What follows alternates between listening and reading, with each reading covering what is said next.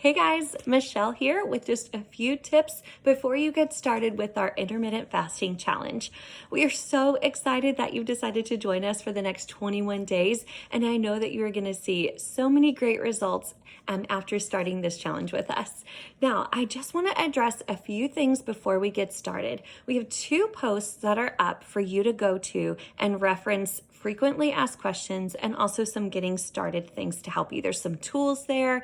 There's a measurements guide, lots of resources that you can use to make the most out of the next 21 days. There's a couple of questions that I've heard over and over again, so I just want to address those. So let's start with your fasting time. You need to decide when you're going to start fasting and when you're going to break your fast to open up your feasting window, okay? Now, I think the easiest way to do this is to think about your dinner time. Dinner is the most common meal that we all share, and we usually share it with other people. So, for example, my family eats dinner about 6 o'clock every night. Now, sometimes that's a little bit later, so even if I finish eating dinner about 7 p.m. at night, I can start my fast about 7 o'clock. And since I do a 16-hour fast, that means I can break my fast at 11 o'clock a.m. the next day. Now, that time can get changed for you however you want to do it. Maybe you eat earlier dinner than that. Maybe you eat later. That can be adjusted any way you want to. And most of the time, people typically do a 16-hour fast and an 8-hour feasting window. Now, if you're a little bit worried about starting with such a big time frame of fasting, let me encourage you to just at least start with a 12-hour one. Most of the time, we're sleeping a lot of that 12-hour time frame, and so it may not be such an adjustment. So let's say, for example, you finish dinner at 7:30 at night. Then your 12-hour fast will take you to 7:30 the next morning, and you can break your fast and have a meal. So let's also talk about ways to break your fast. Now, you might be feeling a little bit hungry at this point, really excited about eating. I know I feel that way too. I get really excited and I want to eat all the things. The best way to break your fast, the way that is going to be the most helpful for your body, is to eat some protein.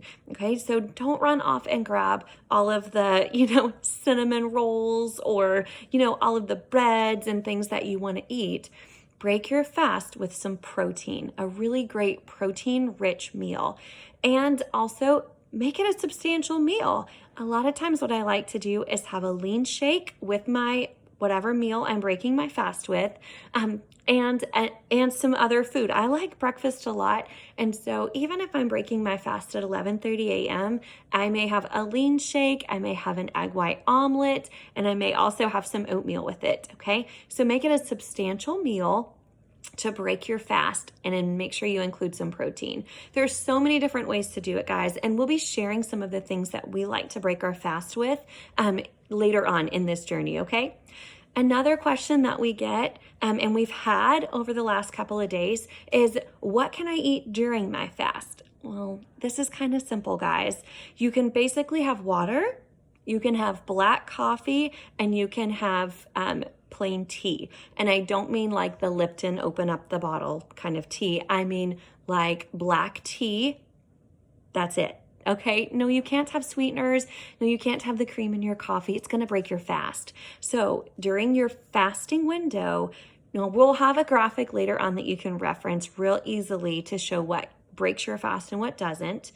You can have the supplements that were listed in the frequently asked questions getting started post, and you can have black coffee and water, okay? If you feel a little bit woozy, maybe a little lightheaded or dizzy or have a headache, there's a tip to have some pink Himalayan salt. Dip your finger in it, have a little salt.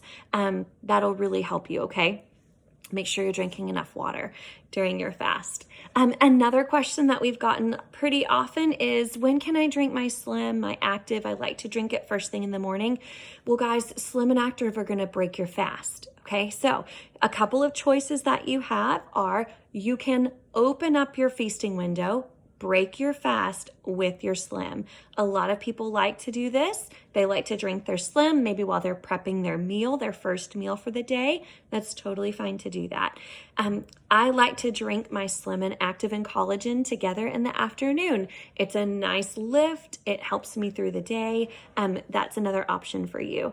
Now, I know this is going to take some adjustment. Just remember, this is only 21 days, okay? So maybe making a new routine is going to take some getting used to, but you can do this, okay? It's 21 days out of your life.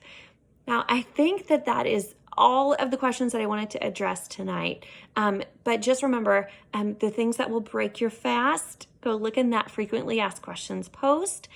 Set your fasting time. Use the app. It is so helpful because, guys, I'm going to tell you, if you take a little sip or a little lick off of a spoon during your fasting window, it breaks your fast, okay? So no sipping, no licking, no sneaking. It's going to break your fast, okay? So use the app, set your time, have your accountability partner, let them know. Join our Life app group. If you don't have that link, it's in that first post. We have a circle that is accountability, so you can see who's fasting along with you. Now, hang in there with us, guys. We're so excited to get started. Make those preparations so that the first fast that we can all begin together will start Wednesday night. All right, have a great night, guys.